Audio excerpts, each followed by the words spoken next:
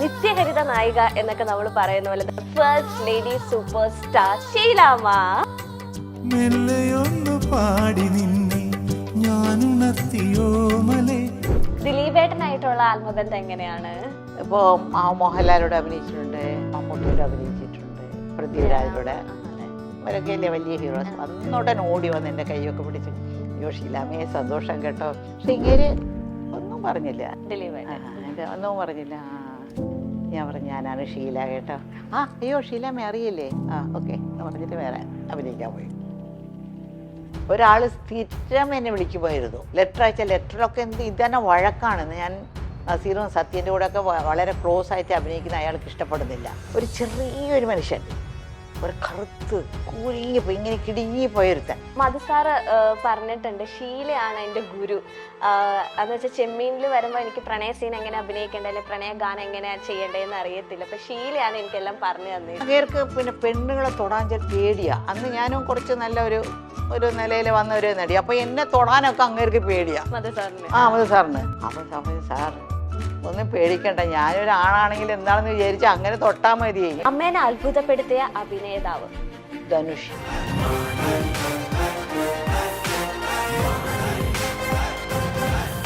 സാധിക്കാതെ പോയ ആഗ്രഹം?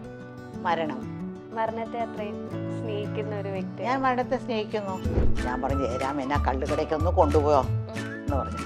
അപ്പോൾ ചേച്ചിയൊക്കെ കൊണ്ടു. ഞാനും ചേച്ചിയും കൂടെ കള്ളുകടയ്ക്ക് പോയ ആൾക്കാർ എന്ത് പറയുമെന്ന് പറഞ്ഞു. പിന്നെ കള്ളുകടയിൽ പോയി കക്കറിച്ചി മേടിച്ച് കൊണ്ട് തരാമെന്ന് പറഞ്ഞിട്ടുണ്ട്. ഇതുവരെയ്ക്കും ചേരാൻ കൊണ്ടുപോയിട്ടില്ല. അതെ, ജയറാമേട്ട ഇത് കാണുന്നുണ്ടെങ്കിൽ എത്രയും പെട്ടെന്ന് കക്കാറിച്ച് കള്ളുകടയെന്ന് തന്നെ കക്കാറിച്ച് വാങ്ങിച്ചു കൊടുക്കുക. നസീർ സാറായിട്ടാണ് ഒരുപാട് മൂവീസിൽ ജോഡികളായിട്ട് അഭിനയിച്ചിരിക്കുന്നത് അമ്മ.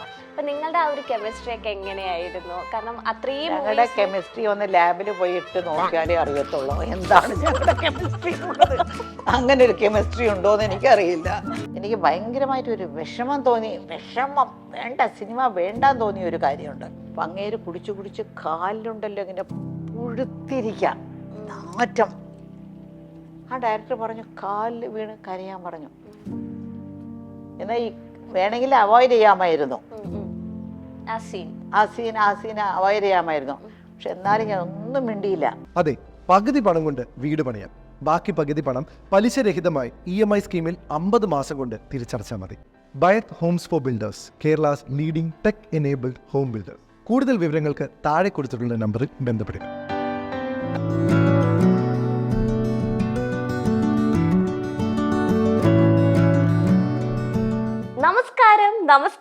നമസ്കാരം. Byath homes for presents the കെന്ന ഷോ. ഇന്ന് ഞാൻ ഭയങ്കര സന്തോഷത്തിലാണ് ഇരിക്കുന്നത്. കാരണം ഇന്ന് എൻ്റെ മുന്നിൽ നിൽക്കുന്നത് നമ്മുടെ മലയാളികളുടെ എല്ലാവരുടെയും ഒരു അഭിമാന നടിയാണ്. എന്താ പറയുക, നിത്യഹരിത നായിക എന്നൊക്കെ നമ്മൾ പറയുന്ന പോലെ the first lady super star, നമ്മുടെ സ്വന്തം, നിങ്ങളുടെ സ്വന്തം ഷീലാമ്മ. നമസ്കാരം.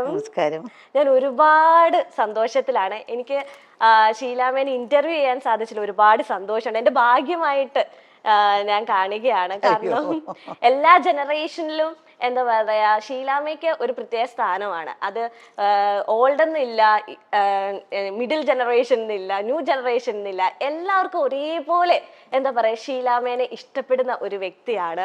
ഭാഗ്യം. എൻ്റെ കെന്ന ഷോയില് ഷീലാമ്മേനെ കിട്ടിയതിൽ എനിക്ക് ഒരുപാട് സന്തോഷമുണ്ട്. ഇപ്പൊ ഷീലാമ്മ ഇപ്പം മൂവി ഇൻഡസ്ട്രിയിലേക്ക് വന്നിട്ട് 60 വർഷത്തിലേറെയായി അല്ലെ. 400+ അധികം മൂവീസിൽ ആക്ട് ചെയ്ത ഒരു വ്യക്തിയാണ്. അപ്പോൾ ഒരുപാട് എക്സ്പീരിയൻസ് ഉള്ള ഒരു വ്യക്തിയാണ്. പക്ഷെ അമ്മ എപ്പോഴും എന്താ പറയാ, ഭയങ്കര ബോൾഡാണ് ഷീലാമ്മ. ഇപ്പം അഭിനയത്തിന്റെ കാര്യത്തിലായിക്കോട്ടെ, പേഴ്സണൽ ലൈഫിന്റെ കാര്യത്തിലായിക്കോട്ടെ. അപ്പൊ എങ്ങനെയാണ് ഇത്രയും ബോൾഡ്നെസ് സ്വന്തം ജീവിതത്തിൽ ഇത്രയും ബാലൻസ് ആയിട്ട് കൊണ്ട് നടക്കാൻ സാധിക്കുന്നത്? ഇപ്പോൾ ജോലിക്ക് വരുന്ന എല്ലാ പെണ്ണുങ്ങളും ബോൾഡാണ്. ഇപ്പോൾ നിങ്ങളും ബോൾഡല്ലേ? ഈ അഭിനയിക്കുന്ന എല്ലാവരും ബോൾഡായിട്ട് എല്ലാം ഒരു തന്നെ എൻ്റെ കാര്യങ്ങളൊക്കെ നോക്കാനുള്ള ശേഷിയുള്ളവരാണ് ഇതിൽ വരുന്നത്. അതിൽ ഞാനൊരു ചെറിയ ബോൾഡ്, അത്രേ ഉള്ളൂ. എനിക്ക് തോന്നുന്നു ഷീലാമ്മ ആക്ട് ചെയ്തേക്കുന്ന ഒരുപാട് കഥാപാത്രങ്ങൾ വെച്ച് നോക്കുമ്പോൾ ഭയങ്കര കരുത്തുറ്റ ഒരുപാട് കഥാപാത്രങ്ങൾ ചെയ്തിട്ടുണ്ട്. എനിക്ക് ആ ഒരു അടിസ്ഥാനത്തിലായിരിക്കും നമ്മുടെ എല്ലാവരുടെ മനസ്സിൽ ഭയങ്കര ഒരു ബോൾഡ് ലേഡി എന്ന ഒരു പദവി നമുക്ക് എല്ലാവർക്കും കിട്ടിയിരിക്കുന്നത്. പിന്നെ അമ്മയുടെ കരിയർ സ്റ്റാർട്ട് ചെയ്തിരിക്കുന്നത് വയസ്സിലാണ് അല്ലെ, ഒട്ടും താല്പര്യമില്ലാണ്ട് സിനിമാ മേഖലയിലേക്ക് വന്ന വ്യക്തിയാണ്. അതെ അതെ. അതെന്തുകൊണ്ടാണ് സിനിമ അങ്ങനെ അതെന്ന് വെച്ചാൽ എനിക്ക് അഭിനയിക്കണമെന്നുള്ള ആവശ്യം, ഞാൻ പടം കണ്ടിട്ടില്ല, ഒരു 2 പടം എന്തോ കണ്ടിട്ടുള്ളൂ. എനിക്ക് പടത്തിനെ പറ്റി അറിയില്ല. എനിക്ക് ഓടി നടന്ന് കളിക്കണം എന്നുള്ളതല്ലാതെ ഇപ്പോൾ സിനിമയിൽ പോയാൽ പിന്നെ അവർ പറയുന്ന പോലെ അത് ചെയ്യണേ ഇത് ചെയ്യണതൊക്കെ. പിന്നെ എൻ്റെ കുടുംബ ചുറ്റുപാട്, എൻ്റെ ഫാമിലി, എൻ്റെ അച്ഛൻ പെട്ടെന്ന് മരിച്ചു, ഞങ്ങളെല്ലാം കൂടി കുറേ പിള്ളേർ വീട്ടിൽ, പിന്നെ വേറെ വഴിയില്ല. അപ്പോൾ അമ്മ പറഞ്ഞപ്പോൾ ശരി അഭിനയിക്കാമെന്ന് പറഞ്ഞ് അങ്ങനെ ഇഷ്ടമല്ലാതെയാണ് ആദ്യം തുടങ്ങിയത്. പിന്നെ ഒരു 10 പാടൊക്കെ ആയപ്പോൾ പിന്നെ കുറച്ചായിട്ട് ഇഷ്ടം തോന്നി. പിന്നെ ഭയങ്കര ഇഷ്ടം തോന്നി.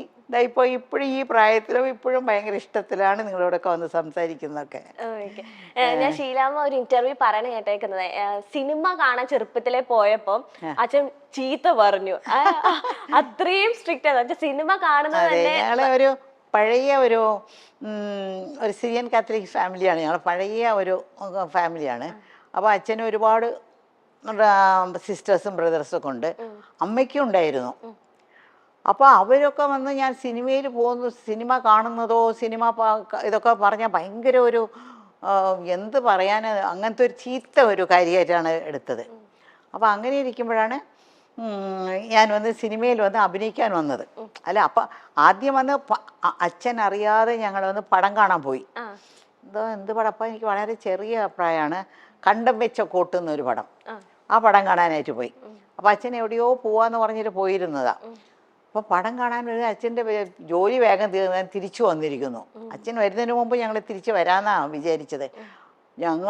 അപ്പോൾ ആരോ പറഞ്ഞു ഇങ്ങനെ സിനിമ കാണാൻ പോയിരിക്കുകയാണെന്ന്. വന്ന ഉടനെ ചൂരൽ ഞങ്ങളെല്ലാം അടിക്കാൻ 10 പിള്ളേരുണ്ട്. അപ്പോൾ ഒരു ചൂരൽ വെച്ചിട്ടുണ്ട്. ആ ചൂരൽ കാണും, അങ്ങനെ ആ ചൂരൽ ഒരു ആണിയിൽ ഇങ്ങനെ ഹാങ് ചെയ്ത് വെച്ചിരിക്കും. ആ ചൂരലുമായിട്ട് വന്നിരിക്കുകയാണ് അച്ഛൻ, നല്ല അടി. അപ്പോൾ ഞങ്ങളുടെ കൂടെ അടുത്ത വീട്ടിലൊരു സ്ത്രീ ഉണ്ടായിരുന്നു, അമ്മയ്ക്കും 2 തല്ലി കിട്ടി, അടുത്ത വീട്ടിലുള്ള സ്ത്രീക്കും 2-3 തല്ലി കിട്ടി. അങ്ങനെ അച്ഛൻ പറഞ്ഞു ഒട്ടന്നെ പോയി കുമ്പസരിക്കണം, ഇത്ര വലിയ പാവം ചെയ്തിരിക്കുകയല്ലേ, അത് സിനിമ കണ്ടിരിക്കുകയല്ലേ എന്ന് പറഞ്ഞിട്ട് ഞങ്ങളെ എൻ്റെ പിറ്റേ ദിവസം ശനിയാഴ്ച ആയപ്പോൾ പള്ളിയിലേക്ക് അയച്ചു. ഞാൻ അച്ഛനോട് പറഞ്ഞു, അച്ഛാ ഞാനൊരു ഭയങ്കരമായിട്ട് പാവം ചെയ്തിട്ട് വന്നിരിക്കുകയാണ്. അച്ഛൻ എന്താന്ന് പറഞ്ഞു. ഞാനിങ്ങനെ ഒരു സിനിമ കണ്ടു. ആ സിനിമ കണ്ടോ, ഇത്രയും വലിയ പാവം ചെയ്തിരിക്കുകയാണോ, എന്നാൽ പോയിട്ട് ഒരു വലിയ ഒരു കൊന്ത കത്തിക്കാൻ പറഞ്ഞു. അങ്ങനെയാണ് ഞങ്ങളിപ്പോൾ ഉടനെ കൊന്തയെടുത്തത് എല്ലാം പറഞ്ഞിട്ട് അങ്ങനെ പാവം തീർന്നു എന്നാണ് പറയുന്നത്. അങ്ങനെ പാവം തീർന്നു. അങ്ങനെയുള്ള ഒരു ഫാമിലിയിൽ വന്നതാണ്. പിന്നെ ഞാൻ സിനിമയിൽ വന്നപ്പോൾ ഞങ്ങളുടെ ഫാമിലി മുഴുവനും, അച്ഛൻ്റെ ഫാമിലി മുഴുവനും എതിർപ്പായിരുന്നു. അമ്മേൻ്റെ ഫാമിലി കുറച്ച് അങ്ങനെ ഇങ്ങനെയൊക്കെ ഇങ്ങനെയാണ്. അച്ഛൻ്റെ ഫാമിലി ഇതുവരയ്ക്കും, അന്ന് മുതൽ ഇതുവരയ്ക്കും ആരും എന്നോട് സംസാരിച്ചിട്ടില്ല. അച്ഛന് കൂടെ ജനിച്ചവർ 6 സിസ്റ്റേഴ്സും 4 ബ്രദേഴ്സും ഉണ്ട്. പക്ഷെ ആരും എന്നോട് ഇതുവരെയ്ക്കും ഞങ്ങളുടെ ഫാമിലിയുമായിട്ട് ഒരു ബന്ധമില്ല അവർക്ക്. ആ ദേഷ്യം ഇപ്പോഴും അവർക്കുണ്ട്. എന്ത് പറയാനാ. പക്ഷേ നമുക്ക് ഇത്രയും ബന്ധങ്ങളുണ്ടായാലും ഇപ്പോൾ ഞങ്ങൾക്കൊരു കഷ്ടം വന്നു. നല്ലതായിട്ട് ജീവിച്ച ആൾക്കാർക്ക് പെട്ടെന്ന് അച്ഛന് ഒരു പക്ഷപാതം വന്നപ്പോൾ ജോലി പോയി. പിന്നെ വന്നപ്പോൾ അവരാരും കൊണ്ടുപോയി, ഇത്ര പിള്ളേരെ 10 പിള്ളേരെ കൊണ്ട് ആരും കൊണ്ടുപോയി നിർത്തും ഒരുമിച്ച്. അവർ 1 2 എന്ന് പറഞ്ഞ സാരമല്ല, കുറേ പിള്ളേരുണ്ടല്ലോ. അങ്ങനെ അത് കാരണമാണ് ഞാൻ പാവമൊക്കെ ചെയ്തത്, സിനിമ കണ്ട് പാവം ചെയ്തത്. അപ്പൊ അടുത്തത് ഞാനൊരു സെഗ്മെന്റിലേക്ക് കൊണ്ടുപോവുകയാണ്. പറയാത്ത കഥകൾ എന്നാണ് ആ സെഗ്മെന്റിന്റെ പേര്. അപ്പം കുറച്ച് കാർഡ്സ് എൻ്റെ മുന്നിലുണ്ട്. അപ്പൊ ഞാൻ ഓരോന്ന് ഹെഡിങ്സ് വായിക്കും. അപ്പൊ അമ്മ ഇവിടെ എവിടെയും പറയാത്ത ഒരു അനുഭവം ഞങ്ങളായിട്ട് ഷെയർ ചെയ്യാം. ഓക്കെ. സാധിക്കാതെ പോയ ആഗ്രഹം. അമ്മയ്ക്ക് ഇതുവരെ സാധിക്കാതെ പോയ ഒരാഗ്രഹം. മരണം. മരണത്തെ അത്രയും സ്നേഹിക്കുന്ന ഒരു വ്യക്തി. ഞാൻ മരണത്തെ സ്നേഹിക്കുന്നു. മരണത്തെ ഞാൻ സ്നേഹിക്കുന്നു. സാധിക്കാതെ പോയ ആഗ്രഹമാണ്. ബാക്കി എല്ലാം കഴിഞ്ഞു, എല്ലാവരും കഴിഞ്ഞ് ബാക്കി അതേ ഉള്ളൂ. എല്ലാ ആഗ്രഹവും അമ്മയുടെ എൻ്റെ എല്ലാ ആഗ്രഹം. എൻ്റെ ഞാനിപ്പോൾ ഫ്ലൈറ്റ് മേടിച്ചിട്ട് പറക്കണമെന്നൊന്നും ഞാൻ ആഗ്രഹിച്ചിട്ടില്ല. എൻ്റെ നിലയിൽപ്പെട്ട കൊച്ചു കൊച്ചു ആഗ്രഹങ്ങളെല്ലാം ഞാൻ സാധിച്ചു. മരണത്തിനോട് ഭയമേ ഇല്ല. ആ കാലം മുതൽ ഇക്കാലം വരയ്ക്കും ഒരു ഭയം ഇല്ലാത്ത ഒരാളാണ് ഞാൻ. സ്നേഹിക്കാന്ന് മരണം. മരിച്ചു പോയാൽ അവിടെ ഉള്ള എത്രയോ പേരെ കാണാം. സത്യ സാറ്, നസീർ സാറ്, പിന്നെ പല ഡയറക്ടർമാരും, അവരൊക്കെ അവിടെ നിന്ന് പടം എടുത്തോണ്ടിരിക്കുകയാണോ എന്ന് നമുക്കറിയില്ല. എന്താണ് അവിടെ സംഭവിക്കുന്നത് നമുക്കറിയില്ലല്ലോ. അവിടെ ഒരു ലോകമുണ്ടോ, മരിച്ചതിന് ശേഷം എന്താണ് നമുക്ക് ആർക്കും ഇതുവരെയും ആരും ഇതുവരെയും കണ്ടുപിടിച്ചിട്ടില്ല. ഒക്കെ ഇങ്ങനെ ഒരു യുഗങ്ങളാണ്, ഇങ്ങനെ ആയിരിക്കും അങ്ങനെയായിരിക്കും. അത് എന്താണെന്ന് അറിയാനുള്ള ആഗ്രഹം. ഇപ്പോഴല്ല, ഈ പ്രായത്തിലല്ല, ചെറുപ്രായം മുതലേ ഉള്ള ആഗ്രഹമാണത്. ഓക്കെ. ഭയങ്കരമായിട്ട് സാധിച്ച, ഏറ്റവും മനസ്സിൽ കൊണ്ട് നടന്ന ഒരു ആഗ്രഹം സാധിച്ചത് എന്താണ് അമ്മ? ഭയങ്കരമായിട്ട് ആഗ്രഹിച്ചത് ഒരു സാധനം സാധിച്ചത് എനിക്ക് ഏറ്റവും സന്തോഷം ഒരു അമ്മയായത്, ഒരു മകൻ്റെ അമ്മയായത്, അമ്മ എന്നുള്ള ആ സ്ഥാനം, അതാണ് എനിക്ക് ഏറ്റവും ഉള്ള സന്തോഷം. Okay okay. നോ പറയുന്നതിന് മടിച്ചിട്ടില്ല. നോ പറയാൻ ഇതുവരെ അമ്മ നോ പറയാൻ ഒരാളുടെ അടുത്ത് അല്ലെങ്കിൽ എന്തെങ്കിലും ഇൻസിഡന്റ് ഇപ്പൊ നോ പറയാൻ മടിച്ചിട്ടില്ല ഇതുവരെ? അല്ല, എനിക്ക് അങ്ങനത്തെ സ്വഭാവമല്ല. എനിക്ക് എങ്ങനെ പറയും, അയ്യോ എങ്ങനെ നോന്ന് പറയും, അയ്യോ അവരെങ്ങനെ ഇത് വിചാരിക്കും, ഇങ്ങനെ. അതാണ് എൻ്റെ ഒരു വലിയ പരാജയം എൻ്റെ ജീവിതത്തിൽ. അതാണ്, നോ പറയാൻ സാധിക്കുന്നില്ല. എനിക്കും ഞാനും മറ്റുള്ളവർ എന്ത് ചിന്തിക്കും, അവർക്ക് സങ്കടം, മറ്റവർക്ക് എന്ത് തോന്നും, അവരുടെ മനസ്സിൽ എന്ത് തോന്നും, ഞാൻ എങ്ങനെ നോന്ന് പറയും, അങ്ങനെ എനിക്ക് എന്നെ കൊണ്ട് കാത്തൊരു കാര്യം അതാണ്. പിന്നീട് അത് ഇപ്പോഴും സാധിച്ചിട്ടില്ല നോ പറയാൻ. നോ പറയാൻ എനിക്ക് ഇപ്പോഴും നോ പറയാൻ ചില വലിയ പാടാണ്. ആദ്യ പ്രണയം. ആദ്യ പ്രണയം എന്തായിരുന്നു? എൻ്റെ അമ്മയുടെ മടിയിൽ കിടക്കുമ്പോൾ, എൻ്റെ ഒരു 2-3 വയസ്സുള്ള, ഒരു 4 വയസ്സുള്ളപ്പോൾ എൻ്റെ അമ്മ എന്നെ നോക്കി ചിരിച്ചു, ഞാനും ചിരിച്ചു. അത് പ്രണയമല്ലേ? ഒരാണും പെണ്ണും മാത്രമുള്ള പ്രണയമല്ലല്ലോ. എൻ്റെ അമ്മയെ നോക്കി ചിരിച്ചപ്പോൾ ആ ചിരി ഉണ്ടല്ലോ ഇപ്പോഴും എൻ്റെ മനസ്സിലുണ്ട്. അതാണ് എൻ്റെ ആദ്യത്തെ പ്രണയം. ഇപ്പത്തെ കാലത്തെ എല്ലാവരും നമുക്ക് ഇപ്പൊ ഒരു നടന്മാരോട് ക്രഷ് തോന്നുക, ഇപ്പം നമ്മളിങ്ങനെ ചോദിക്കൂല ആരോടെങ്കിലും. ഇപ്പൊ എനിക്കാണെങ്കിൽ ദുൽഖർ സൽമാൻ, അല്ലെങ്കിൽ എനിക്ക് അങ്ങനത്തെ നിവിൻ പോളി, അവരോടൊക്കെ ക്രഷ് തോന്നാന്ന് പറയും. അങ്ങനെ അമ്മയുടെ കാലഘട്ടത്തിൽ ഏതെങ്കിലും ഒരു നടനോട് ക്രഷ് തോന്നിയിട്ടുണ്ടോ? അതെന്താ ഞാൻ ഇന്ന് തോന്നാത്ത, ഞാനൊന്ന് ആലോചിക്കട്ടെ. ആരോടാ എനിക്ക് ആദ്യം ക്രഷ് തോന്നിയെന്ന് പറഞ്ഞ എന്താ ഇത്? ഒരു ഇഷ്ടം നമുക്ക് ഇപ്പൊ ദുൽഖർ സൽമാനെ കാണുമ്പോ എനിക്ക് ഒരു ഇഷ്ടമല്ല, ഒരു ക്രഷ്, ഒരു പെട്ടെന്ന് അമ്മയ്ക്ക് മനസ്സിലായോ ഞാൻ പറയുന്നത്? അതെ അതെ അതെ അതെ. നിങ്ങൾക്ക് ആരോടാ തോന്നിയിട്ടുള്ളത്? അതെ, ദുൽഖർ സൽമാൻ. ഇപ്പൊ പ്രേമം പടം കണ്ടപ്പോ എനിക്ക് നിവിൻ പോളിയോട് ഭയങ്കര അയ്യോ കൊള്ളാലോ, അത് വെച്ചാൽ നമ്മൾ സ്ക്രീനിൽ കാണുകയാണല്ലോ. അപ്പൊ എനിക്കെന്തോ അങ്ങനെ ആരോടും അങ്ങനെ ഒന്നും തോന്നിയില്ല. അതേ സമയത്ത് ഒരു എഴുത്തുകാരനെ പറ്റിയൊക്കെ ചോദിച്ചെങ്കിലും ഒരു പക്ഷെ വയലാറിനോട് എനിക്ക് ഒരു അങ്ങേര്, പിന്നെ ശ്രീകുമാരൻ തമ്പിയോടൊക്കെ എനിക്ക് ഭയങ്കര ക്രഷാണ്. ചില അങ്ങേരെ വരികളൊക്കെ ഉണ്ടല്ലോ, ആ വരികളിൽ കൂടി എനിക്കൊരു ഇത് തോന്നിയിട്ടുണ്ടെന്നല്ലാതെ എനിക്ക് നടൻ നടിമാർ അവരൊക്കെ കണ്ടിട്ട് എനിക്ക് തോന്നിയിട്ട് എത്രയോ വലിയ സുന്ദരന്മാരാണ് ഈ കൂടെ അഭിനയിച്ചവരൊക്കെ. അങ്ങനെ ക്രഷ് എന്ന് തോന്നിയിട്ടില്ല. ക്രഷ് തോന്നിയത് ഇവരൊക്കെയാണ്. ശരി. അപ്രതീക്ഷമായി വന്ന അഭിനന്ദനം. ഒട്ടും പ്രതീക്ഷിക്കാത്ത സമയത്ത് വന്ന ഒരു അഭിനന്ദനം, അല്ലെങ്കിൽ ഒട്ടും പ്രതീക്ഷിക്കാതെ വന്ന അൺഎക്സ്പെക്റ്റഡ് ആയിട്ട് വരില്ലേ ഒരു പ്രൗഡ് മൂമെന്റ് തോന്നിയത്, അതെപ്പോഴായിരുന്നു? എനിക്ക് അങ്ങനെയൊന്നും വന്നിട്ടില്ല. ഇല്ല. കാരണം അങ്ങനെയൊന്നുമല്ല, എല്ലാം ഞാൻ പ്രതീക്ഷിച്ചിരുന്ന് ഞാൻ പ്ലാൻ ചെയ്ത് എനിക്ക് വന്നതെന്നല്ലാതെ അങ്ങനെ ആര് വന്നു എന്നാ 1 കോടി രൂപ വെച്ചോ എന്ന് പറഞ്ഞു അങ്ങനെ പറയോ, എന്നാ ഒരു നല്ല സാരി ഉണ്ടെന്ന് വെച്ചോ, അങ്ങനെയൊന്നും ആരും പറഞ്ഞിട്ടില്ല. എനിക്ക് ഒരു നല്ല സാരി കൊടുത്താൽ പോലും ഒരു അൺഎക്സ്പെക്റ്റഡ് അല്ലേ. ഇതൊക്കെ ഞാൻ തന്നെ ഉണ്ടാക്കി, ഞാൻ തന്നെ മേടിച്ച്, അൺഎക്സ്പെക്റ്റഡ് ആയിട്ട് ആരും എനിക്കൊന്നും തന്നിട്ടില്ല, കിട്ടിയിട്ടുമില്ല അൺഎക്സ്പെക്റ്റഡ് ആയിട്ട്. അമ്മയുടെ ജീവിതത്തിലുള്ളതെല്ലാം അമ്മയുടെ അധ്വാനത്തിലും പിന്നെ ഞാൻ പ്രതീക്ഷിച്ചത്, പിന്നെ ഞാൻ കഷ്ടപ്പെട്ടത്, പിന്നെ എനിക്കറിയാം ഇത് വരും, ഇതിങ്ങനെയാണ്, ഇതങ്ങനെയാണെന്ന് എനിക്കറിയാം. Calculation. Nazir sir versus Adoor Bhasi sir. Nazir sir versus Adoor Bhasi sir, ഇവര് തമ്മിലുള്ള ഒരു കമ്പാരിസൺ. നസീർ സാറിനെ പറ്റി അമ്മയ്ക്ക് എവിടെയും പറയാത്തൊരു നല്ലൊരു ഓർമ്മ, അതുപോലെ തന്നെ അടൂർ ബാസി സാറിനെ പറ്റി. നസീർ സാറെ കുറിച്ച് പറയുകയാണെങ്കിൽ എല്ലാവരും പറയും 107, ചിലവർ 108, 130 പറയുന്നത്. എത്രയോ പടങ്ങളോ അഭിനയിച്ചിട്ടുണ്ട്. ഒരുമിച്ച് എത്രയോ കൊല്ലം ഞങ്ങൾ ഒരുമിച്ച് അഭിനയിച്ചു, എത്രയോ പടങ്ങൾ ഒരുമിച്ച് അഭിനയിച്ചു, എത്രയോ ദിവസങ്ങൾ. എൻ്റെ വീട്ടിൽ ഞാൻ എൻ്റെ കുടുംബക്കാരുടെ കഴിയുന്നതിനേക്കാൾ കൂടുതലായിട്ട് ഞാൻ നസീർ സാറുമായിട്ട് സമയങ്ങൾ ചിലവാക്കിയിട്ടുണ്ട്. അത്രയും നല്ലൊരു മനുഷ്യൻ. ഒരു ദാനം ധർമ്മം ചെയ്താൽ പോലും ആർക്കറിയില്ല.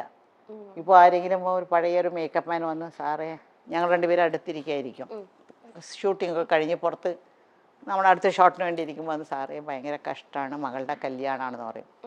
ഓ എത്ര മക്കളുണ്ട് പറയും. അതുകൊണ്ട് അങ്ങേരൊക്കെ ഒരു മാനേജറുണ്ട്, അവരെ നോക്കും, വരാൻ പറയും. അവരുടെ കാതിൽ എന്തോ പറയും, നമുക്ക് കേൾക്കില്ല എന്താണെന്ന്. ആ ശരി ശേ ശരി അവർ പോയി കണ്ടോളൂ കേട്ടോ എന്ന് പറയും.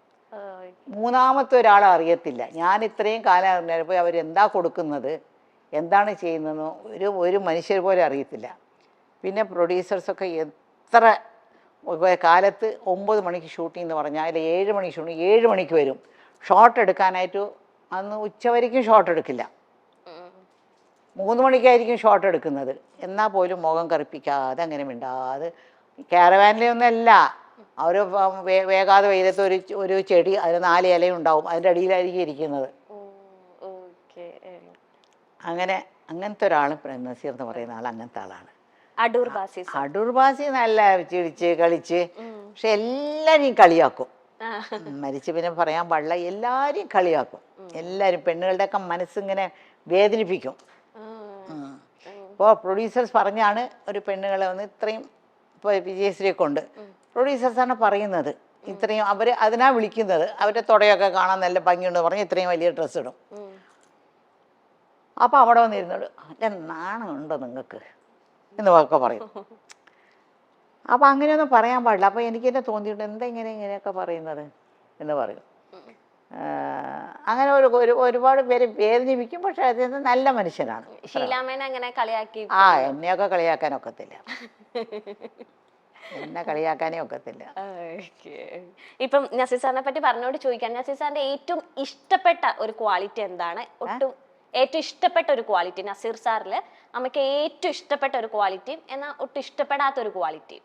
ഇഷ്ടപ്പെട്ട ഒരു ക്വാളിറ്റി ആരുടെ? നസീർ സാറിന്റെ ഏറ്റവും ഇഷ്ടപ്പെട്ട ഒരു ക്വാളിറ്റി. ഏറ്റവും ഇഷ്ടപ്പെട്ട ക്വാളിറ്റി ഇതൊക്കെയാണ്. നല്ലതായിട്ട് മനുഷ്യരോട് പെരുമാറാ, ആരോടും വഴക്കുണ്ടാക്കില്ല.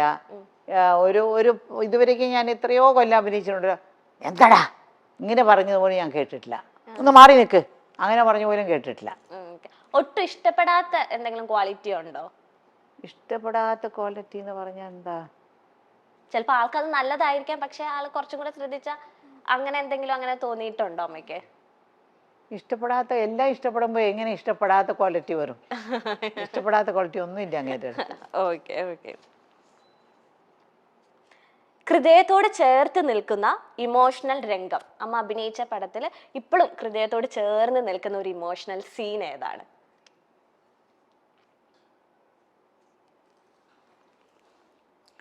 എന്താ ഹൃദയത്തോട് ചേർന്ന് ഏത് സീനാ ഞാൻ പറയേണ്ടത്? ഏത് പടത്തിലാ പറയുന്നത്? 500 പടം ഉണ്ടതിൽ ഏത് പടാ പറയേണ്ടത്? ഏത് പറയുന്നത്? എല്ലാ പടങ്ങളും എനിക്കെല്ലാം ഇഷ്ടപ്പെട്ട് അഭിനയിച്ച പടങ്ങളാണ്. ആരും എന്നെ നിർബന്ധിച്ച ഒരു പടത്തിൽ അഭിനയിക്കാൻ ഒക്കത്തില്ല, മനസ്സിലായോ? അവർ വന്ന് കഥ പറയും, എനിക്കിഷ്ടപ്പെടണം, പിന്നെ എൻ്റെ കോസ്റ്റ്യൂം ഞാൻ തന്നെ ഇങ്ങനത്തെ കോസ്റ്റ്യൂമേ ഞാൻ ഇടത്തുള്ളൂ എന്ന് പറയും, അതും അവർ സമ്മതിച്ചു കൊടുക്കണം. എല്ലാം എൻ്റെ ഇഷ്ടമാണെങ്കിൽ മാത്രമേ ഞാൻ ചെയ്തിട്ടുള്ളൂ. അപ്പോൾ ഇഷ്ടപ്പെടാത്ത പടങ്ങൾ അങ്ങനെ ഒന്നുമില്ല, ഇഷ്ടപ്പെട്ട പടങ്ങൾ അങ്ങനെ എല്ലാ ഇതും. എനിക്ക് ഭയങ്കരമായിട്ടൊരു വിഷമം തോന്നി, വിഷമം വേണ്ട സിനിമ വേണ്ടാന്ന് തോന്നിയ ഒരു കാര്യമുണ്ട്. അതായത് അതിഥി എന്നാണ് തോന്നുന്നു ആ പടത്തിൻ്റെ പേര്. അങ്ങേ എൻ്റെ ഭർത്താവായിട്ട് കിടക്കുന്ന ഒരാൾ, അപ്പോൾ അങ്ങേരുടെ കാലിൽ വീണ് ഞാൻ കരയണം, എന്തോ ഒരു തെറ്റ് ചെയ്തു, കാലിൽ വീണ് കരയണം. അപ്പം അങ്ങേര് കുടിച്ച് കാലിലുണ്ടല്ലോ ഇങ്ങനെ പുഴുത്തിരിക്കാം നാറ്റം. ആ ഡയറക്ടർ പറഞ്ഞു കാലിൽ വീണ് കരയാൻ പറഞ്ഞു. എന്നാൽ ഈ വേണമെങ്കിൽ അവോയ്ഡ് ചെയ്യാമായിരുന്നു, ആ സീൻ അവോയ്ഡ് ചെയ്യാമായിരുന്നു. പക്ഷെ എന്നാലും ഞാൻ ഒന്നും മിണ്ടിയില്ല. ആ കഥ ആ ബുക്കിൽ ആ നോവലിൽ എഴുതിയിരിക്കുന്നത് അവളുടെ കാലിൽ വീണ് കരഞ്ഞു എന്ന്. അത് കാരണം അങ്ങേര് കാലിൽ വീണ് കരയാൻ പറഞ്ഞു. എന്നാൽ ഞാൻ ഒന്നും മിണ്ടിയില്ല, പോയിട്ട് രണ്ട് കാലും പിടിച്ച് ഇങ്ങനെ കരഞ്ഞു. അപ്പം ഞാൻ മനസ്സിലാക്കി ഇതോടുകൂടി സിനിമ വിട്ട് ഞാൻ പോണേ ദൈവമേ അന്ന് ഞാൻ വിചാരിച്ചിട്ടുണ്ട്. അങ്ങനെ മേക്കപ്പ് ഇല്ലാതെ അഭിനയിച്ചപ്പോൾ മേക്കപ്പ് ഇല്ലാതെ അഭിനയിച്ചത് ചെമ്മീൻ ചെമ്മീനിൽ ഒട്ടും മേക്കപ്പ് ഇല്ല. ആ പിന്നെ ഭയങ്കര ദുഃഖം തോന്നിയൊരു പടമുണ്ട് ആ ചെമ്മീനിലെ. അപ്പോൾ അന്നൊക്കെ ബ്ലാക്ക് ആൻഡ് വൈറ്റ് പടം എന്ന് പറഞ്ഞാൽ ഒരുപാട് റെഡ് കളർ മേക്കപ്പാണ്. എന്നാലേ ക്യാമറയിൽ വരുമ്പോൾ കറക്റ്റായിട്ടിരിക്കുള്ളൂ. ഇപ്പോൾ വെളുപ്പാണെങ്കിൽ ഇങ്ങനെ ഒരു ഗോസ്റ്റിൻ്റെ എഫക്റ്റ് ഇങ്ങനെ ഇങ്ങനെ ഇങ്ങനെ ചുറ്റും ഇങ്ങനെ ഇങ്ങനെ ഇങ്ങനെ ഒരു ഇങ്ങനെ ഇങ്ങനെ വരില്ല, അത് ഗോസ്റ്റിൻ്റെ എഫക്റ്റ് വരും. അപ്പോൾ അത് കാരണം ഞങ്ങളൊക്കെ ഈ റെഡില്ലേ, ആ റെഡിന് പോലുള്ള മേക്കപ്പാണ് ഇടുന്നത്. എത്ര വെളുപ്പാണെങ്കിലും അത് ഇടണം. അപ്പോൾ ഞാൻ ഫസ്റ്റ് ഡേ ഷൂട്ടിങ് ഞാൻ നല്ല മേക്കപ്പ് മാൻ, എൻ്റെ മേക്കപ്പ് മാനുണ്ട്, മേക്കപ്പൊക്കെ ഇട്ടിട്ട് വന്നു. ആ മാർക്കസ് ബോട്ട്ലി എന്നാണ്, ഒരു ഫോറിനറാണ് ക്യാമറമാൻ. അയാൾ എങ്ങനെ നോക്കി, no no no no no she have to remove the makeup എന്ന് പറഞ്ഞു. ആ മേക്കപ്പ് റിമൂവ് ചെയ്യണോ? എനിക്ക് നെഞ്ചത്തിൽ അടിച്ചതുപോലെ ഒരു സങ്കടം. അപ്പോൾ അങ്ങേര് പറഞ്ഞു അല്ലല്ല മേക്കപ്പ് റിമൂവ് ചെയ്യണം. അപ്പോൾ ഇത് ഡയറക്ടറല്ലേ, അതിൻ്റെ ഡയറക്ടർ ഒന്നും മിണ്ടുന്നില്ല. അപ്പോൾ അത് മാറ്റി. അതിന് വെച്ചാൽ അതിന് മുമ്പ് 2-3 പടത്തിൽ അങ്ങേരുടെ പടത്തിൽ ഞാൻ അഭിനയിച്ചിട്ടുണ്ട്, അങ്ങേര് എൻ്റെ കൂടെ അഭിനയിച്ചിട്ടുണ്ട് ആ ഡയറക്ടറിൻ്റെ പടത്തിൽ. അത് കാരണം അങ്ങേർക്കൊന്നും മിണ്ടുന്നില്ല. മേക്കപ്പ് ഞാൻ പറഞ്ഞു നോ നോ ഞാനിത് റിമൂവ് ചെയ്യില്ല എന്ന് പറഞ്ഞു. എൻ്റെ വിചാരം ഈ മേക്കപ്പ് റിമൂവ് ചെയ്താൽ ഞാൻ ഭയങ്കര വൃത്തികേടായിരിക്കുന്നു, എൻ്റെ മനസ്സിലുള്ളത്. ഞാൻ പറഞ്ഞു ഞാൻ റിമൂവ് ചെയ്യില്ല, ഞാൻ വേണമെങ്കിൽ പൊയ്ക്കോളാന്ന് പറഞ്ഞു. ഇല്ലല്ല റിമൂവ് ചെയ്യണമെന്ന് പറഞ്ഞു. അപ്പോൾ റാമുക്കാരിയിട്ട് വന്ന് ഓടുന്നത് ഡയറക്ടർ. അയ്യോ ഷീലാമേ പ്ലീസ്, നല്ലൊരു പടമാണ് ഇത്, ഒന്ന് മേക്കപ്പ് റിമൂവ് ചെയ്യണമെന്ന് പറഞ്ഞു. അയാളെ ആ മറ്റേ മാർക്കറ്റ് ബോർഡ് ക്യാമറമാൻ ഇത്രയും വലിയ വാസ്ലിൻ ബോട്ടിലും ഒരു വെളിച്ചെണ്ണ ബോട്ടിലും വെച്ചിട്ടുണ്ട്. വെളിച്ചെണ്ണ ബോട്ടിലെടുത്ത് മുഖം മുഴുവനും തുടയ്ക്കാൻ പറഞ്ഞു. ഒരു ടവലും കൊടുത്ത് അവിടെ തന്നെ ലൊക്കേഷനിൽ വെച്ച് തന്നെ ആ ഒരു കറുത്തമ്മേരെ ഒരു കുടിലില്ലേ അവിടെയാണ്, അവിടെ വെച്ച് മുഖമെല്ലാം തുടയ്ക്കാൻ പറഞ്ഞു. പിന്നെ അത് കഴിഞ്ഞ് പിന്നെ മുഖം മുഴുവനും വാസ്ലിൻ ഇട്ടു. ആദ്യത്തെ ഷോട്ട് പെണ്ണാളെ പെണ്ണാളെ കരിമീൻ കണ്ണാളെ എന്നൊരു പാട്ടുണ്ടല്ലോ, എനിക്ക് കരച്ചിൽ വന്നിട്ട് പോയി. വാസ്തവത്തിൽ ഞാൻ കരഞ്ഞുകൊണ്ടാണ് ആ പാട്ട്, ഭയങ്കര സങ്കടത്തിലായിരുന്നു ഞാനിങ്ങനെ ഇരുന്നത്. എൻ്റെ മാനസിക അവസ്ഥയായിരുന്നു അത്. ഇങ്ങനെ സങ്കടത്തിലിരിക്കുമ്പോഴാണ് പാട്ടെടുത്തത്. അതാണ് മേക്കപ്പ് ഇല്ലാതെ ആദ്യത്തെ ഷോട്ട്. പിന്നെ ആ പടം മുഴുവനും മേക്കപ്പ് ഇട്ടില്ല ഞാൻ. അവരത് കഴിഞ്ഞ പിന്നെ അയാൾ ക്യാമറയിൽ അവിടെ കൊണ്ടുപോയി എന്നെ കാണിച്ചു, നോക്ക് മേക്കപ്പ് ഇല്ലാതെ എത്ര നന്നായിരിക്കുന്നു. അപ്പോഴാണ് എനിക്ക് തോന്നിയത്. പിന്നെ അതിന് ശേഷം ഞാൻ കളറാവുമ്പോഴേ എനിക്ക് മേക്കപ്പിൻ്റെ ആവശ്യമില്ല, കുറച്ച് കളറുള്ളത് തന്നെ മേക്കപ്പിൻ്റെ ആവശ്യമില്ല. ബ്ലാക്ക് ആൻഡ് വൈറ്റ് വരുമ്പോൾ നമുക്ക് ഈ പ്രശ്നമുണ്ട്. അതായത് ബ്ലാക്ക് ആൻഡ് വൈറ്റ് പടത്തിന് ഞങ്ങൾ വെള്ള മുണ്ട് ഉടുത്തിട്ട് വന്നാലും ആ മുണ്ട് എടുത്തിട്ട് പോയി കാവിയിൽ ഒന്ന് മുക്കും, അല്ലെങ്കിൽ ബ്ലൂ കളറാക്കും, എന്നിട്ടേ അത് കൊടുക്കുള്ളൂ. പടത്തിൽ കാണുമ്പോൾ അത് വൈറ്റ് ആയിരിക്കും. ആ എഫക്റ്റ് ആണ് ഫേസിലും വരുന്നത്. ഞെട്ടിപ്പിച്ച വിവാഹ വാർത്തകൾ. വിവാഹ വാർത്ത കേട്ട് ആരെങ്കിലും നെട്ടിക്കോ? സന്തോഷമല്ലേ വരുള്ളൂ. എനിക്കൊരു കാമുകനുണ്ടായിരുന്നു, അവൻ എന്നെ വിട്ടിട്ട് പോയി, അവൻ വേറൊരു പെണ്ണിനെ കല്യാണം കഴിക്കണം എന്ന് പറയാം, അങ്ങനെയില്ലല്ലോ. അല്ല പെട്ടെന്ന് എന്നെ പറ്റി ഇങ്ങനെ ഒരു ഗോസിപ്പ്, അമ്മ പ്രതീക്ഷിക്കാത്ത നേരത്തെ ഒരാളുടെ ഒപ്പം ഇങ്ങനെ ഗോസിപ്പ്, അല്ലെങ്കിൽ വിവാഹം കഴിക്കാൻ പോവാണ് ഷീലാമ്മ ഇങ്ങനെ വ്യക്തി, അങ്ങനെ എന്തെങ്കിലും കേട്ട് നെട്ടിത്തെരിച്ചിട്ടുണ്ടോ? അങ്ങനെ നെറ്റിച്ചിട്ടില്ല. ഇല്ല. പിന്നെ എനിക്ക് ഭയങ്കരമായിട്ട് ഇപ്പോഴും എൻ്റെ മനസ്സിൽ 2-3 മാസത്തിന് മുമ്പ് നടന്നതാണ്. എനിക്കൊരു കൂട്ടുകാരുണ്ട്, പ്രേമ കാർത്തിക്കുന്ന. എൻ്റെ മനസ്സിലുള്ള എല്ലാ കാര്യങ്ങളും അവരോട് പറയും ഞാൻ. എല്ലാ കാര്യങ്ങളും മനസ്സിലുള്ളതും ഞങ്ങളുടെ ഫാമിലിയിലുള്ളതും സിനിമയിൽ നടക്കുന്നതും എല്ലാം ഞാൻ അവരോട് പറയും. അവരും അതിനുള്ള മറുപടി എല്ലാം പറയും, എല്ലാം ഞങ്ങൾ സംസാരിക്കും. അവർ പെട്ടെന്ന് അങ്ങ് മരിച്ചുപോയി. എൻ്റെ കൂട്ടുകാരിയാണ്, ഞങ്ങൾ 50 വർഷമായിട്ട് ഫ്രണ്ട്സാണ്. അതെനിക്ക് താങ്ങാനൊക്കാത്ത ദുഃഖമാണ് ഇന്ന് വരയ്ക്കും. ഒരു കൂട്ടുകാരി മരിച്ചതിലെ ഒരു അമ്മ മരിച്ചതിനേക്കാൾ ദുഃഖമാണ് എനിക്കൊരു കൂട്ടുകാരി മരിച്ചത്. അത് ഞങ്ങൾ ഒരു കൊല്ലത്തിലൊരിക്കേ കാണുള്ളൂ, 6 മാസത്തിലൊരിക്കേ കാണത്തുള്ളൂ. പക്ഷെ ഫോണിൽ കൂടി സംസാരിക്കും, എല്ലാ കാര്യങ്ങളും സംസാരിക്കും. അവരെ പറ്റി പറഞ്ഞില്ലെങ്കിൽ ഈ ഇൻ്റർവ്യൂ എനിക്ക് മുഴുവനാവത്തില്ല. അനാവശ്യ വിവാദം അമ്മേനെ പറ്റി അങ്ങനെ അമ്മ കേട്ടിട്ടുണ്ടോ? ഒരാവശ്യമില്ലാതെ ഒന്നുമില്ലാണ്ട് അനാവശ്യമായിട്ട് വരുന്ന വിവാദം, അനാവശ്യ വിവാദം അമ്മേനെ പറ്റി പിള്ളേക്കിൽ അമ്മ കേട്ടിട്ടുണ്ടായിരുന്നു? ഒരാവശ്യമില്ലാത്ത സമയത്ത് വെറുതെ എന്തെങ്കിലൊക്കെ. എനിക്കത് സന്തോഷമാണ്. കാരണം കുറേ പഴങ്ങളുള്ള ഒരു മരത്തിലെ കല്ലടി പെടത്തുള്ളൂ. പഴങ്ങളേ ഇല്ലാത്ത ഒരു മരത്തിൽ ഒരാൾ കല്ലെടുത്തല്ലോ. അപ്പം നമ്മൾ അത്രയും ഫേമസ് ആയതുകൊണ്ടല്ലേ അവർ എല്ലാവരും പത്രത്തിൽ എഴുതുന്നു, അവനെ പറ്റി ഇവിടെ പറ്റി ഇവർ പ്രേമാണ്, അതാണ് ഇതാണ്, അല്ലെങ്കിൽ അവിടെ കാശ് കൊടുക്കത്തില്ല, പ്രൊഡ്യൂസറെ കഷ്ടപ്പെടുത്തി എന്നൊക്കെ പറഞ്ഞെങ്കിൽ ഷീലയെ പറ്റിയോ ശാരദയെ പറ്റിയോ എഴുതിയാലേ ആൾക്കാർ കേൾക്കത്തുള്ളൂ. അടുത്ത വീട്ടിലുള്ള കമലയെ പറ്റി എഴുതി ആർക്കെങ്കിലും കേൾക്കാൻ ഇൻട്രസ്റ്റ് ഉണ്ടാവോ? അപ്പം നയൻതാരെ പറ്റി എഴുതണം, അവരെ പറ്റി ഇവരെ പറ്റിയൊക്കെ എഴുതിയാൽ ആൾക്കാർ ആഹാ അങ്ങനെയാണോ, നയൻതാര അങ്ങനെ ചെയ്തോ, ഷീല അങ്ങനെ ചെയ്തോ എന്നൊക്കെ പറയാനുള്ളൂ. കമലയെ പറ്റി എഴുതി ആർക്കെങ്കിലും അറിയാമോ? എന്തോ കമല, അടുത്ത വീട്ട് കമലയെ പറ്റി എഴുതി ആർക്കറിയില്ലല്ലോ. ഇല്ല ഇല്ല. അല്ല, അമ്മയ്ക്ക് എപ്പോഴെങ്കിലും ഹേർട്ട് ആയിട്ടുണ്ടോ എന്തെങ്കിലും ഇങ്ങനെ ആർട്ടിക്കിൾസ് ഒക്കെ വായിച്ചിട്ടാന്ന് വെച്ചാൽ അമ്മ ചെയ്യാത്ത അല്ലെങ്കിൽ പറയാത്ത കാര്യങ്ങൾ പല രീതിയിലും വളച്ചൊടിച്ചിങ്ങനെ ആർട്ടിക്കിൾസ് ആയിട്ട് വരുമ്പോൾ എപ്പോഴെങ്കിലും വേദനിപ്പിച്ചിട്ടുണ്ടോ? ഞാൻ ആ കാലഘട്ടമൊക്കെ കടന്നു കഴിഞ്ഞു. കുറച്ചായിട്ട് ഇങ്ങനെ ഗോസിപ്പ് പറഞ്ഞ് അതൊക്കെ ഒരു പാകത വരുമ്പോഴേ നമുക്ക് ഇതൊക്കെ ഒന്നുമില്ല, പോയാൽ പോട്ടെ, അവർക്ക് അത്രയേ അറിവുള്ളൂ എന്നുള്ളൊരു പാകത വരുമ്പോൾ നമുക്കതൊന്നും തോന്നത്തില്ല, അത്രയേ അറിവുള്ളൂ എന്ന്. അതാണ്. അമ്മേനെ അത്ഭുതപ്പെടുത്തിയ അഭിനേതാവ്, ഒരു ആക്ടർ, അമ്മേനെ ഭയങ്കരമായിട്ട് അത്ഭുതപ്പെടുത്തിയ ഒരു ആക്ടർ അല്ലെങ്കിൽ ആക്ട്രസ് ആവാ?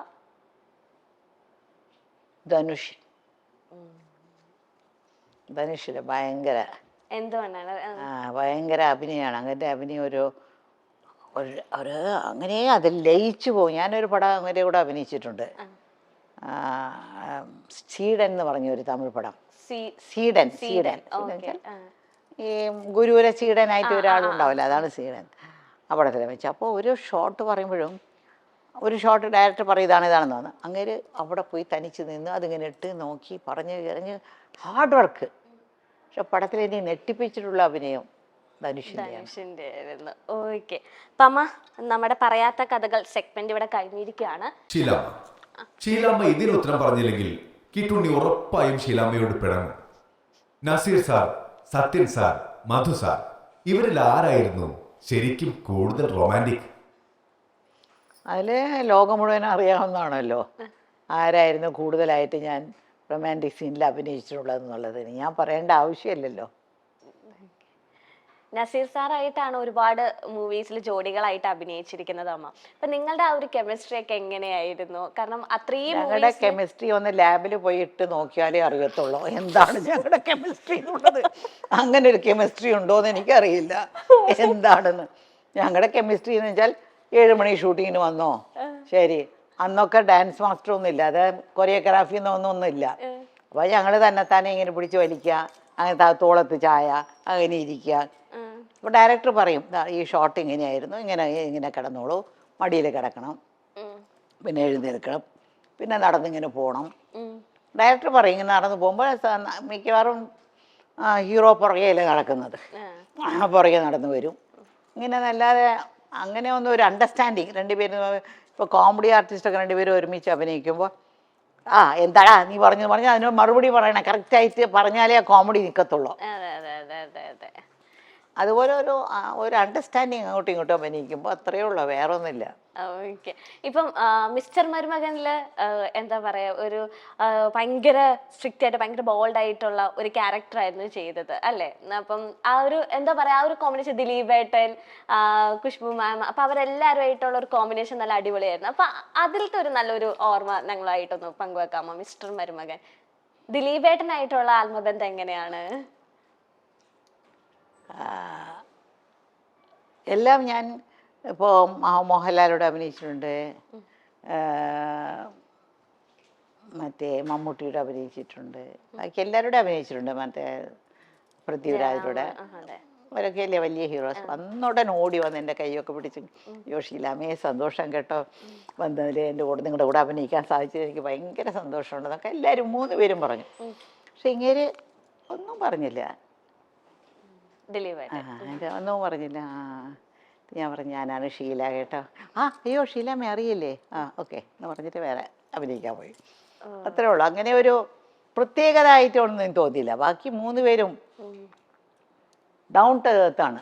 അതും നമ്മുടെ ജയരാമുണ്ടല്ലോ, പറയാനൊക്കത്തില്ല. അയ്യോ എനിക്കൊരു മകനുണ്ടെങ്കിൽ ജയരാമനെ പോലെ തന്നെയായിരിക്കും. ജയരാമാണ് ഇനിയൊരു മകൻ. ഓക്കെ. ഇപ്പം ആ മനസ്സിനക്കരൊക്കെ ആക്ട് ചെയ്യുമ്പോൾ നയൻതാര എന്ന ഒരു ലേഡി സൂപ്പർ സ്റ്റാർ എന്ന് ഇപ്പം നമ്മളെല്ലാവരും പറയുന്ന ഒരു സൂപ്പർ സ്റ്റാറിന്റെ ഒരു സ്റ്റാർട്ടിങ് സ്റ്റേജ് ആണ് അല്ലെ? അപ്പൊ ഒരു ബഡ്ഡിങ് സ്റ്റേജ് എന്ന് പറയാം. ഇപ്പൊ ഇപ്പോഴും ആ നിങ്ങൾ തമ്മിലുള്ള റിലേഷൻഷിപ്പ് എങ്ങനെയാണ്? കണക്ഷൻ ഉണ്ടോ? ആദ്യമൊക്കെ അത് കഴിഞ്ഞ പിന്നെയൊക്കെ കൂടെ കൂടെ വിളിക്കുമായിരുന്നു. നയൻതാര ഞങ്ങളുടെ വീട്ടിലേക്കൊക്കെ വരുമായിരുന്നു. വളരെ ക്ലോസ് ആയിരുന്നു നയൻതാര. വളരെ നല്ല പെണ്ണാണ്, വളരെ നല്ല പെണ്ണാണ്. പിന്നെ ഭയങ്കര ബിസി ആയിപ്പോയി. അവർക്ക് ഇതിനൊന്നും സമയം ഉണ്ടാവില്ല.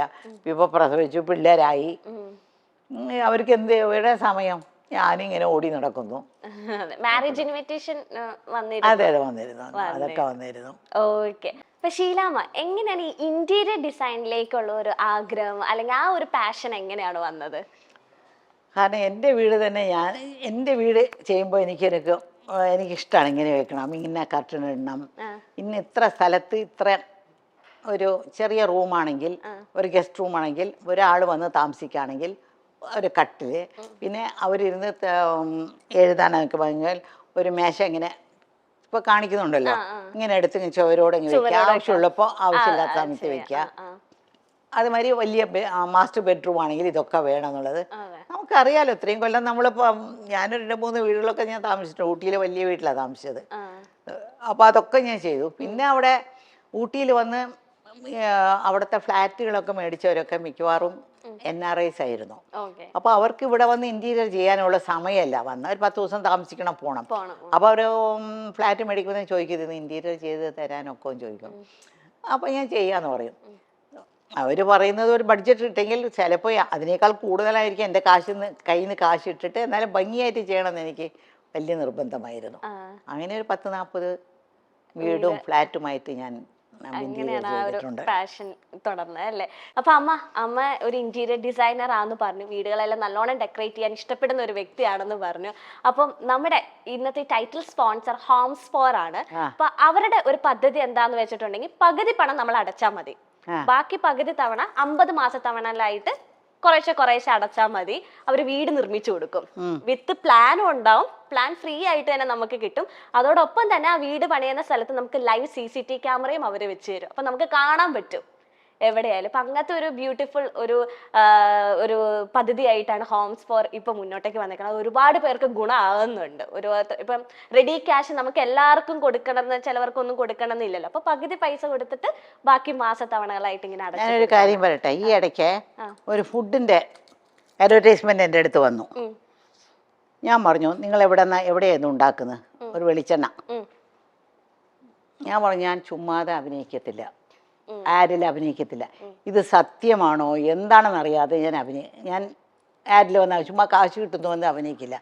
എന്നിട്ട് ഞാൻ ഒരു സ്ഥലത്ത് ഞാൻ പേര് പറയില്ല, ഞാൻ അവിടെ ഉള്ള ഒരാളെ വിളിച്ച് ചോദിച്ചു, ഇങ്ങനെ ഒരു സ്ഥാപനം ഉണ്ടോ, അതുണ്ടോ എന്ന് നോക്കിയപ്പോൾ അവിടെ ഉള്ള ആൾക്കാർ വിളിച്ചു, ചേച്ചി ആ ഒരു ഗോഡൗൺ പോലൊരു സ്ഥലത്ത് അവർ വെളിച്ചെണ്ണ ഉണ്ടാക്കുന്നു, എലിയും ഗിലിയും അങ്ങോട്ടും ഇങ്ങോട്ടും ഓടിക്കൊണ്ടിരിക്കുക, അവിടെയാണ് വെളിച്ചെണ്ണ ഉണ്ടാക്കുന്നത്. ഞാൻ പറഞ്ഞ എനിക്ക് കാശ് കിട്ടുന്ന വേണ്ടി, അയ്യോ ഈ വെളിച്ചെണ്ണ നിങ്ങൾ ഉപയോഗിക്കൂ, നിങ്ങളുടെ മുടി വളരും എന്നൊക്കെ ഞാൻ പറയേണ്ട ആവശ്യമുണ്ടോ? അതുപോലെ എനിക്ക് ഏതായാലും ശരി, ഏത് അഡ്വർടൈസ്മെന്റ് ആണെങ്കിലും ശരി, എനിക്കറിയാതെ ഞാൻ ഒരു അഡ്വർടൈസ്മെന്റ് വേണ്ടി ഞാൻ പറയത്തില്ല. നല്ലതായിട്ടാണെങ്കിൽ മാത്രമേ എനിക്ക് ബോധ്യമാകണം. ആദ്യം ബോധ്യമാണെങ്കിൽ മാത്രമേ, അതും ഊണിന്റെ കാര്യത്തിൽ, ഫുഡിന്റെ കാര്യത്തിലൊക്കെ.